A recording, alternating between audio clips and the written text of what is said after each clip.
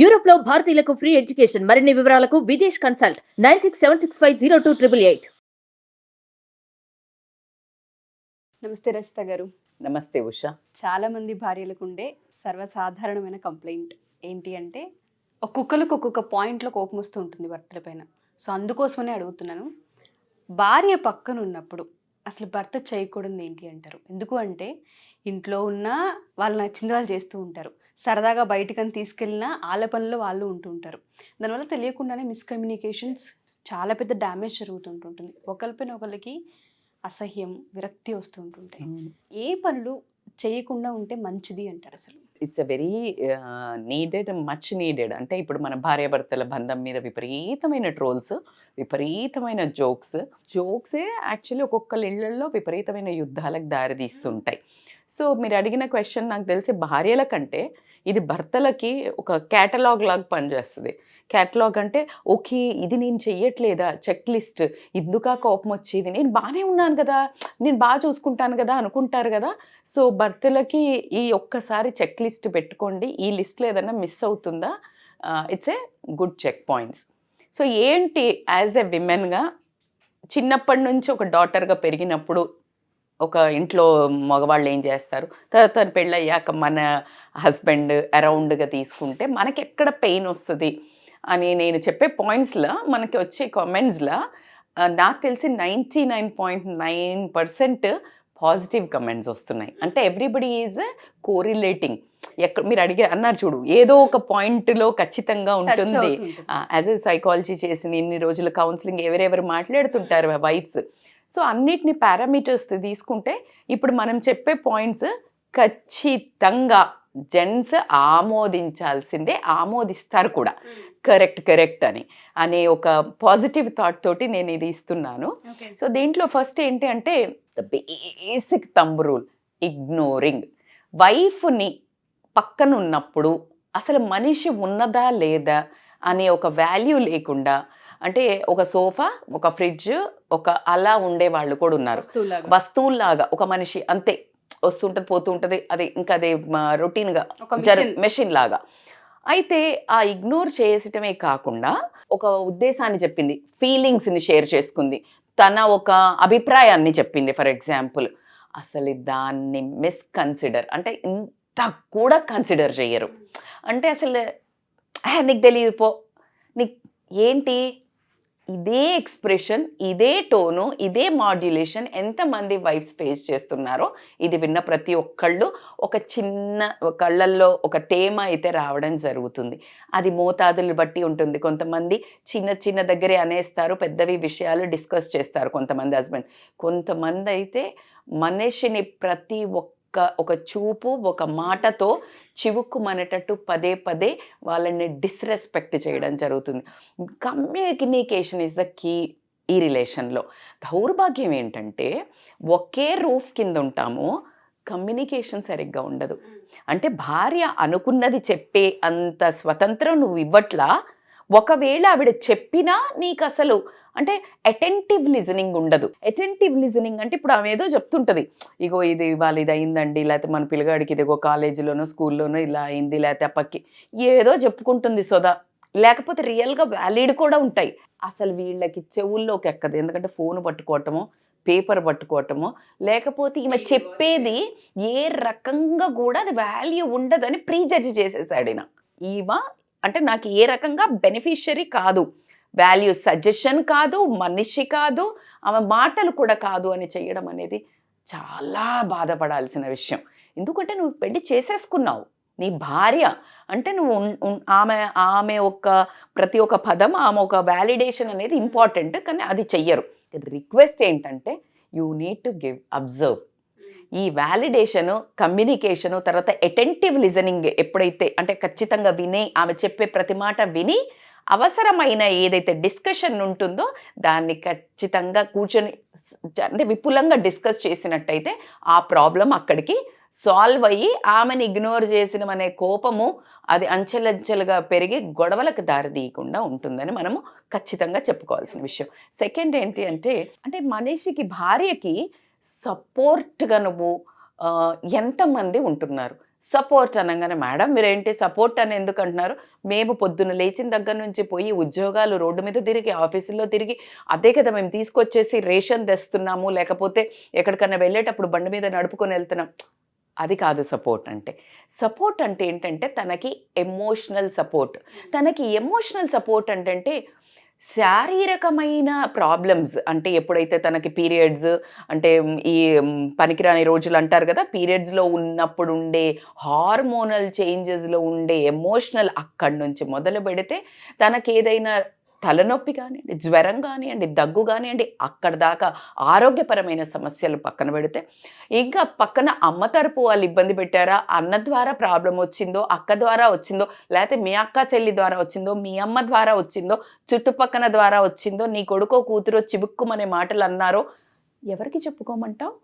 బయట వెళ్ళి చెప్పుకోమంటావా? నీ సంసారాన్ని బయట వేసేది నీతో చెప్పుకోమంటావా? 7 అడుగులు బంధం వేసేటప్పుడు నాతి చెరామి అని నువ్వు చెప్పిన మాట ఏంటి? నేను నీతో మాట వింటాను, నువ్వు నాతో మాట విను అని.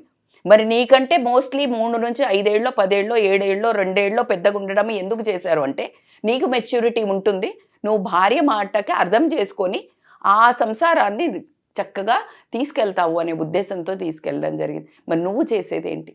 నువ్వు ఆమెకి ఏమాత్రం ఎమోషనల్ సపోర్ట్ ఇవ్వకపోతే ఆ ఎమోషనల్ లోపల పెరిగి పెరిగి పెరిగి కొంతమంది లోపల పెట్టుకొని కుళ్ళిపోయి ఏడ్చుకొని అన్ని నాడులు బంద్ అయిపోయి ఎమోషనల్లీ డిప్రెస్ అవ్వడం కొంతమంది.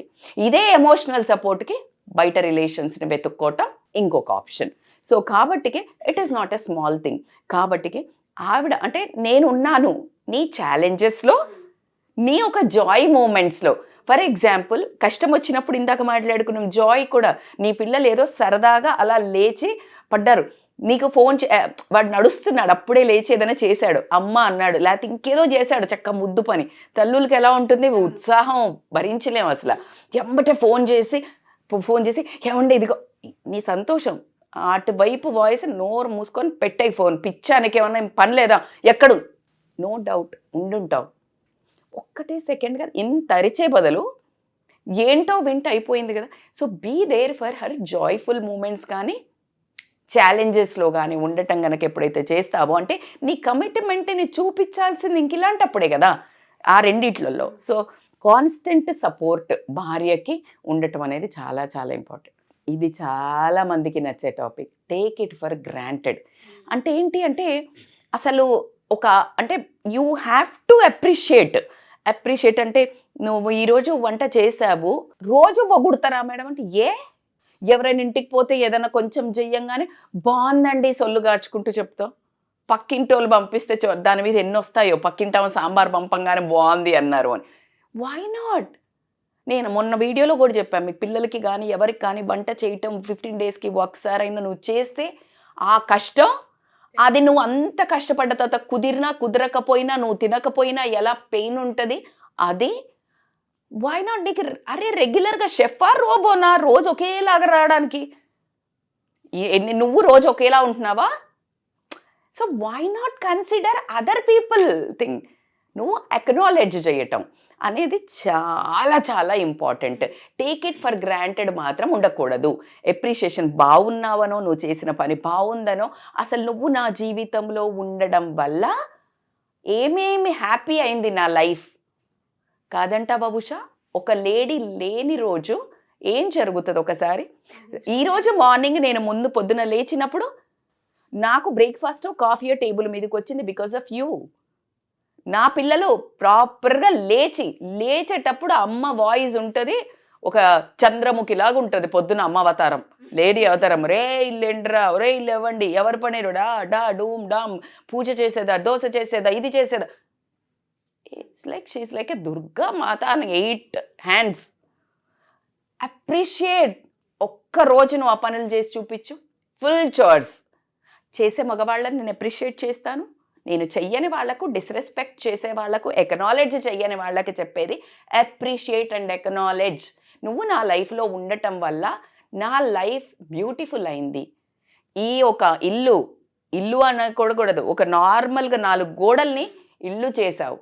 నా పిల్లలను అంటే నీ ప్రాణాన్ని పనంగా పెట్టి ఒక అమ్మవై నాకు ఒక ఇంత బ్యూటిఫుల్ లైఫ్ ఫ్యామిలీని ఇచ్చావు. Appreciate, acknowledge. ఇంకేం కావాలి అసలు ఉంటారా ఆడవాళ్ళు చూడండి, ఒక్కసారి ఇంత బాగుందని చెప్తే తెల్లారి ఇంకా 2 వాళ్ళ ఆయనకి ఇష్టమైన కూరలే వండుతారు. సో ఒక రోజు తక్కువ అవ్వచ్చు, బట్ దట్స్ ఓకే. సో అది చాలా టేక్ ఇట్ ఫర్ గ్రాంటెడ్ మాత్రం ఉండకూడదు. ఎందుకంటే ఏ బంధాలన్నా వదిలి వెళ్తాయి, ఈ బంధమే కడదాకొచ్చేది. సో కాబట్టికే కీప్ ఇట్ ఇన్ మైండ్.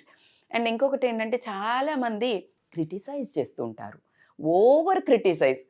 అంటే ఎప్పుడు ఇంతే, నువ్వు ఎప్పుడు పాడు చేస్తావు, ఎప్పుడు ఇంతే చేస్తావు, ఎప్పుడు చెడగొడుతూనే ఉంటావు అంటే ఆ మాటలు ఎంత రీసౌండ్ ఇస్తాయంటే ఏమైనా చేస్తున్నా కూడా పాడైపోతుంది ఇంకా. ఎందుకంటే నువ్వు అన్నిసార్లు అన్నావుగా, నువ్వు పాడు చేస్తావు. Law of attraction, it works, ఎక్కడైనా ఇట్ వర్క్స్. సో కాబట్టి ఆ కంటిన్యూస్గా క్రిటిసైజ్ చేయటం స్టాప్ చేయాలా. ఎందుకు కన్స్ట్రక్టివ్ క్రిటిసిజం ఓకే, అంటే నువ్వు ఒకసారి చూడు, ఇలా చేసి చూడు, ఇలా ఉంటే బాగుంటుందేమో ఒకసారి, అది అప్రిషియేటెడ్, ఖచ్చితంగా అవసరం. ఇంకొకటి appreciate in public, criticise in private. అంటే నువ్వు మంచి చేసిన ప్రతిదీ గట్టిగా పబ్లిక్లో చెప్పాయి, మావిడ ఇలా చేస్తుంది, మావిడ ఇలా చేస్తుంది, ఇంత బాగుంది. ఒకవేళ ఆ రోజు అక్కడ తప్పు జరిగింది, బరాబర్ నీ భార్య సైడ్ తీసుకోవాల్సిందే. ఎందుకు గుర్తుపెట్టుకో, మొత్తము ప్రపంచాన్ని అందరినీ వదిలేసి నీ వైపుకి వచ్చి నించున్నది నీ భార్య ఒక్కతే పెళ్ళైన రోజు. సో కాబట్టి నీ పూర్తి బాధ్యత, ఏ చారిత్రాత్మకమైన స్టోరీస్ తీసుకున్నా కూడా భర్త అనేవాడు ఖచ్చితంగా రెస్పాన్సిబిలిటీ సైనికుడిలాగా పక్కన నించోవాల్సిందే. లోపలికి వెళ్ళాక నువ్వు సరిదిద్దు, ఓ మాట గట్టిగా మాట్లాడు, ఒక తండ్రిలాగా అన్నీ చెయ్యి, కానీ constructive criticism is appreciated. So that is more important. అట్లా కాకుండా చాలామంది ఇప్పుడు వచ్చే కంప్లైంట్, మొన్న కూడా నేను ఒక షార్ట్ వీడియో చేస్తే ఎంతమందికి నచ్చిందో, క్వాలిటీ టైం ఎట్లా అయిపోయిందంటే ఈ బిజీనెస్, అంటే బిజినెస్ వాళ్ళు కానివ్వండి, వర్క్ వాళ్ళు కానివ్వండి, ఎలా అంటే ఓవర్ షాడో అయిపోయినాయి ఇవన్నీ. అసలు చేసేది ఎందుకు ఈ బతుకు తెరువంతా, భార్యని పిల్లల్ని పోషించడానికి. కానీ ఇది ఓవర్ షాడో అయిపోయి టోటల్గా వీళ్ళనే ఇగ్నోర్ చేసి పరిగెడుతున్నారు. ఏం లాభం? ఎలా అయితే ఇంతకు ముందు మీకు గుర్తుందా, ఇది చాలా మంది ఫన్నీగా తీసుకుంటారు, ఇంతకు ముందు సీరియల్స్ మధ్యలో అడ్వర్టైజ్మెంట్స్ వచ్చాయి, ఇప్పుడు అడ్వర్టైజ్మెంట్స్లో మధ్యలో సీరియల్ వస్తుంది, అవునా కదా? అట్లాగే అయింది. ఇంతకుముందు సంపాదించి ఫ్యామిలీకి పెట్టడానికి ఆ కొన్ని అవర్స్ పోయి వచ్చి మళ్ళీ ఫ్యామిలీని చూసుకునేవాళ్ళు. ఇప్పుడు ఎట్లయిందంటే అసలు అదే మెయిన్, ఇదే ప్రియారిటీ కొంచెం అయిపోయింది.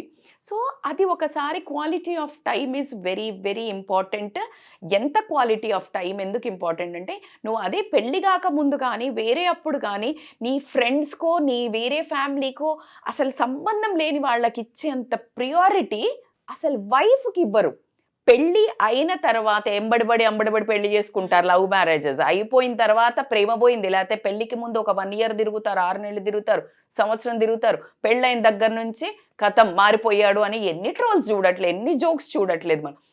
ఎస్, అబ్బాయికి ఆ ముందు 1-2 years ప్రియారిటీ, అమ్మాయికి ప్రేమ అప్పుడు స్టార్ట్ అవుతుంది. నాది, నావాడు, నా కుటుంబం అని స్టార్ట్ అయిన దగ్గర నుంచి ఈ గొడవలు రావడానికి కారణం ఏంటంటే, మొత్తం నువ్వు నాకే సొంతం, నువ్వు నాకు మొత్తం కావాలి, నీ ప్రేమ కావాలి, నీ అటెన్షన్ కావాలి, నీ టైం కావాలి అనే ఒక పొసెసివ్నెస్ వైఫ్కి ఉండడం జరుగుతుంది. అది మరి తప్ప కానే కాదు. నువ్వు ఎంత స్మార్ట్గా ఆ పొసెసివ్నెస్ని హ్యాండిల్ చేయగలుగుతావు అనేది నీ తెలివి కల్లతనం. సో కాబట్టికే quality of time is very important. ఎలా అయితే నువ్వు బ్రష్ చేసుకోకపోతే నీ పళ్ళు వాసన వస్తుంది, నువ్వు కోమ్ చేసుకోకపోతే నీ జుట్టు పాడవుతుంది, స్నానం చేయకపోతే గబ్బు కొడుతుంది, అంతే. ప్రతి ఒక్కటి నీడ్స్, హైజీన్ ఉంటేనే నువ్వెంత బ్యూటిఫుల్గా కనిపిస్తావో. రోజువారీగా నీ ప్రేమను సవరించుకోవటం, నీ భార్యని భర్తను భార్య ఖచ్చితంగా ఐ లవ్ యూ, లేకపోతే నువ్వు నా ప్రియారిటీని యాక్షన్స్ వైజ్ కానీ వర్బల్ వైజ్ కానీ యూ నీడ్ టు కమ్యూనికేట్. ఎందుకు కమ్యూనికేట్ చేయాలి? ఆ రోజుకి అది సెట్. అది మొత్తము దారి తప్పి రంకెలేసుకుంటూ ఎక్కడికో వెళ్ళిపోక ముందే నువ్వు ఖచ్చితంగా రోజు ఒకసారి వాటర్ ఎలా అయితే ఒక ట్రీకి ఫ్లవర్కి పోస్తే ఎంత బ్యూటిఫుల్గా వస్తాయి flowers, this relation also needs a watering. That love, that pamper, organic అది ఉంటుంది కదా 1 వీక్ ఒకసారి దానికి ఇట్లా పాటింగ్. అబ్బా పాటింగ్ చేస్తావు, దానికి యూరియా వేస్తావు, నీ రిలేషన్కి ఏది యూరియా, ఏది ఎక్స్ట్రా పాటింగ్, ఏది రీపాటింగ్, ఏది? So that's where you need to connect. And ఇంకొకటి ఏంటి అంటే బేసికల్గా చాలామంది ఇర్రెస్పాన్సిబుల్ ఉంటారు. అసలు ఆ పిల్లల్ని కనేసాక అసలు ఆమెదో దారి ఈయనదో దారి, ఈయనంతా ఇటు ఏంటంటే మగాడు పోయి సంపాదించుకొని వస్తాను, పిల్లలు నా పిల్లలే కాదు, కొంతమందికి అసలు పిల్లలు ఏం చదువుతున్నారో కూడా గుర్తుండదు. అలా కాకుండా పిల్లల బాధ్యత ఇద్దరూ సరి సమానంగా తీసుకోవాలి. ఈ పిల్లల బాధ్యత ఇద్దరిది సరి సమానం. ఇంటి హౌస్ వైఫ్ ఉంటే ఇంటి పనులు ఒకరిది, ఈ పని ఒకరిది, కామన్ పని ఏంటి పిల్లలు. ఈ బాధ్యతలను షేర్ చేసుకోవటము, నీకు వీలున్నప్పుడు నీ టైం ఉన్నప్పుడు చోర్స్ మినిమం, బట్టలు లాండ్రీ వేసినరా, తీసుకున్నారా, అసలు బట్టలకు ఎంత, ఆ కూరగాయలకు ఎంత, అవి కూడా ఒకే రోజు ఎలా అయితే భర్త లేకపోతే భార్య ఇండిపెండెంట్ అవ్వాలని ఎలా అయితే అనుకుంటున్నామో, భార్యకి జరగరాని పరిస్థితుల్లో ఆరోగ్యపరంగా కానివ్వండి, ఏదైనా కానీ ఏదైనా జరిగినప్పుడు నీకు అసలు what is what you should know. ఇందాక మనం చెప్పినట్టు వాళ్ళకందరికీ గ్రాటిట్యూడ్ ఉండాలి, అటెన్షన్ ఉండాలి, ఇవన్నీ చెప్పిన దానికి వాల్యూ తెలియాలంటే they should know this responsibilities. So that is more important. ఇంకొకటి ఏంటంటే అటెన్షన్ ఇవ్వటం తెలుసుకోవాలి. అటెన్షన్ అంటే ఏంటి మేడం అంటే ఆమె విషెస్ ఏంటి, ఆమె డిజైర్స్ ఏంటి. విషెస్ అంటే ఫర్ ఎగ్జాంపుల్ ఇప్పుడు కొంచెం బెటర్ అవుతుందేమో, but I don't know, but most of the times బయటికి వెళ్ళాలన్నా, లేకపోతే ఏదైనా రెస్టారెంట్ అన్నా, లేకపోతే ఏదైనా ఊరు వెళ్ళాలన్నా ఫస్ట్ హస్బెండ్ది నడుస్తుంది. లేదు కొంచెం పిల్లలు ఎదిగాక పిల్లలకి ఎక్కడ పోదాం రా, ఎక్కడ అంటే ఈమెకు అసలు ఫీలింగ్స్ లేవు, ఈమె విషెస్ లేవు, ఈమె డ్రీమ్స్ లేవు. ఈమెకి ఈ రోజు పోవాలనిపిస్తుంది, ఈ రోజు అందరు బిజీ ఉంటారు, ఎవరికి కుదరదు. ఈమెకు ఆ రోజు కుదరదు కానీ ఈమె పోవాలి. So it totally too much of adjustment for భర్తకు కానీ పిల్లలకు కానీ. She has to fix her self in everybody's goal. ఆమె అందరూ ఫిక్స్ అవ్వాల్సిందే. అది ఎక్కడి వరకు న్యాయం ఒక్కసారి ఆలోచించండి. నేను I'm not taking feminism here. మీరు కనుక మంచి భర్తలైతే ఐ సాల్యూట్ యూ, ఐ బో యూ, ఇది చాలా స్ప్రెడ్ చేయండి. ఒకవేళ కాని పరిస్థితుల్లో చాలా హానికరమైన పరిస్థితి ఉంది మీ రిలేషన్లో, సో క్రాస్ చెక్. అలా వాళ్ళ బర్త్ డేట్స్, మ్యారేజ్ డేట్స్ గుర్తుండకపోతే యుద్ధాలన్నజో ఎలా మర్చిపోతావు నిజంగానే. అబ్బా మేడం నేను బిజీ, అరే ఎలా మర్చిపోతావబ్బా, తప్ప యుద్ధమా, ఆ స్టూపిడిటీ బరాబర్. అసలు నీ లైఫ్లో ఒక ప్రిషియస్ ఒక హ్యూమన్ బీయింగ్ వచ్చిందని ఆమంతా సెలబ్రేట్ చేసుకుంటుంటే నీకు లేనట్టే కదా. బికాజ్ ఈ మన ముందు చెప్పుకున్న కనెక్షన్స్ ఏవి లేవు, అవి ఉన్నట్టయితే ఇది మర్చిపోరు.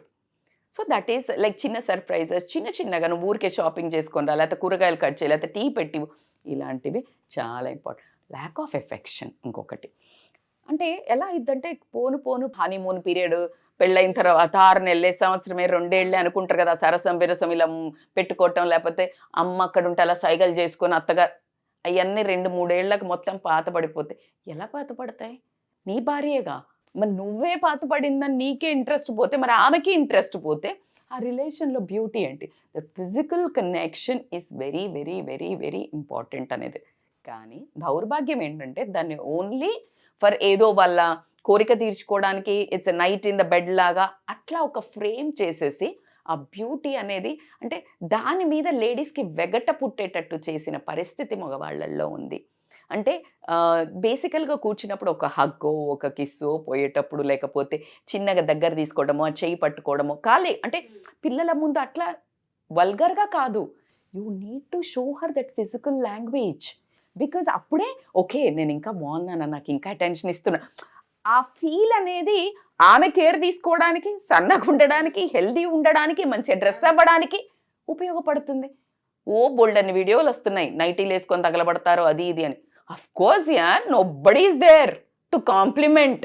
ఎట్లా తయారైతే ఏముంది అనేసి ఈ అడ్డమైన బట్టలు వేసుకొని తిరగటం జరుగుతుంది అందులో. సో కాబట్టి it is a vice versa. నువ్వు కాంప్లిమెంట్ ఇచ్చి నువ్వు చాలా ఇలా చూస్తున్నావు, నీ జుట్టు బాగుంది ఈరోజు, హెయిర్స్, రేపు పొద్దున ఇంకా చూడు ఎలా తయారవుతుందో. Why don't you compliment? So ఇది చాలా చాలా ల్యాక్ ఆఫ్ ఎఫెక్షన్ కూడా దారి తీస్తుంది రిలేషన్స్లో డిస్టర్బెన్స్ రావడం. ఇంకొకటి ఏంటంటే బౌండరీస్. ఉషా, బౌండరీస్ అంటే ఏంటి అని అంటే కొంచెం స్పేస్. లేడీకి ఇప్పుడు యాజ్ ఇట్ ఈస్గా నేను ఇందాకే చెప్పాను మీకు ఏంటంటే ఫిజికల్గా అంటే ఈ పీరియడ్స్ వచ్చినప్పుడు చాలా మూడ్ స్వింగ్స్ ఉంటాయి. అది ఎంత చెప్పుకున్నా అర్థం కాని పరిస్థితి మగవాళ్ళకి. అంటే నేను ఇన్సల్ట్ చేయడం లేదు, కానీ నిజంగానే అసలు ఒక్కొక్కసారి మనకే తెలీదు. Even I don't realise sometimes why I was getting tears. నాకు ఎందుకు కోపం వస్తుంది, నేను ఎందుకు సాడ్ ఉన్నా నాకు కూడా అర్థం కాదు. It is beyond your psychology, beyond you can't come. అది రాలేను. నేను ఇంత చెప్తున్నాను. Sometimes that hormonal changes you can't fight with it యార్. బయట struggles and I'm a strong women, but sometimes ఈ ఏదైతే ఫిజియలాజికల్ ఛాలెంజెస్ని you can't win over. I will try meditation, yoga helps a lot 80%, but 20% surrender. That's okay అనుకుంటా. కానీ ఆ టైంలో కూడా రెస్పెక్ట్ చేయకుండా పని చెయ్యి, లేవలేదా, ఎప్పుడు ఇంతేనా నువ్వు, అలా కాదు. అండ్ ఇన్ఫ్యాక్ట్ తన ఫీలింగ్స్కి తనకి కూడా జెనీలియా ఇట్లా చాలామంది స్టార్స్ కూడా చెప్తున్నారు, no means no. If she is not ready for anything, no means it's purely no. She is not your property. నీ ప్రాపర్టీ కాదు నువ్వు జబర్దస్తి చేయడానికి. అట్లా నువ్వు ఒక 10 సార్లు చేసిన తర్వాత ఆమెలో వచ్చే అసహ్యము నిన్ను లైఫ్ టైం దూరం చేస్తుంది. నువ్వు 1-2 టైమ్స్ కోసం చూసుకుంటున్నావు నీ ఫిజికల్ ప్లెజర్ కోసం, బట్ ఎప్పుడైతే ఆ అసహ్యం అనేది అంటే నాకు మనస్సు లేకపోయినా నువ్వు నన్ను ఇబ్బంది పెడుతున్నావా అనే కసి, నీ మీదున్న ప్రేమను, నీ మీదున్న గౌరవాన్ని, నీ మీదున్న రెస్పెక్ట్ చంపేసి నీకు స్లోగా అసలు ఆ హ్యాపీనెస్ లేకుండా జరగడం అయితే జరుగుతుంది. So be cautious what you are doing. నీ భార్యతో ఎలా ప్రవర్తిస్తున్నావు అనేది కూడా ఆ బౌండరీస్, ఆ స్పేస్ ఇస్తున్నావా. నువ్వు ఎప్పుడైతే ఆమెకు స్పేస్ ఇస్తావో ఆవిడ కూడా నీకు స్పేస్ ఇస్తుంది. నీకు మాత్రం స్పేస్ కావాలి. నువ్వు ఆఫీస్ పోయి వచ్చినాక నీకు ఎవరో తిడితే కోపం వస్తే నువ్వు చెట్ అని పిల్లల్ని ఠక్మని అరుస్తావు, నోర్ముయ్ అని అంటావు. అదే మాట ఆమె దగ్గరకు వచ్చి నువ్వు ఏదన్నా అని నువ్వు అప్పుడే రొమాంటిక్గా రాగానే అనగానే ఇక్కడ కొడుతుంది ఈగో. మొగోళ్ళకి చేయి చేసుకోవటం 80% will come here. Physical abuse చేస్తారు అని అంటాం కదా, 80% ఇక్కడ ఈగో కొడుతుంది వాళ్ళకి. ఆ విసుక్కోవటంలో ఆ విసుక్కునేదాకా తెచ్చుకోకండి. Give that space.